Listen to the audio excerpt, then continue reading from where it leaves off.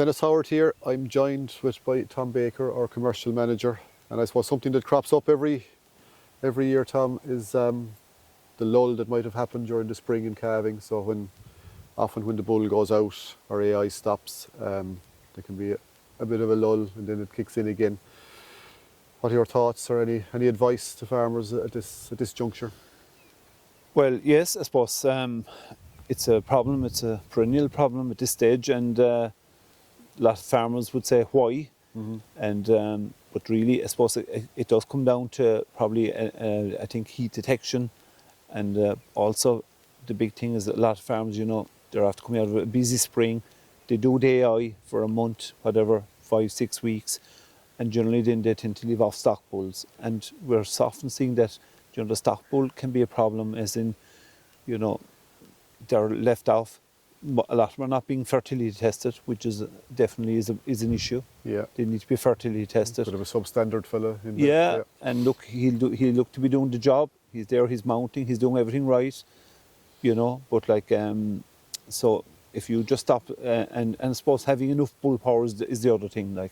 Relying on one bull, even in a small herd, is probably it's a risk anyway. It's a massive risk if you're relying. So we'd be saying have enough bull power.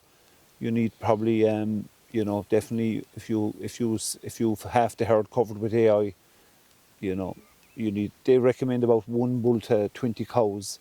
I think is generally what they recommend. Which is kind of one heat per day. Yeah. So look, some mature bulls they'll do more, but again, it is about the risk, and if you're expecting them to do too much, you could be disappointed next spring. Yeah, and I think an obvious one is that if you have a couple of bulls, is to rotate them, put one out by day, another guy by night, and that bull then is going out fresh, and that's very important. Yeah, and feed them, give them a bit of extra feeding. Absolutely, maybe. when they're inside, feed them well.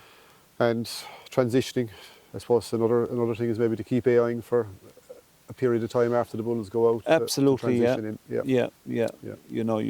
Obviously, it is the gap emerges actually when the bulls go out. So the obvious thing is to try and the bulls will actually do the heat detection for you. So leaving off the bulls is an advantage on one hand, but I think a key thing, and some farmers I find is very useful now, is if they actually stay, using AI as well.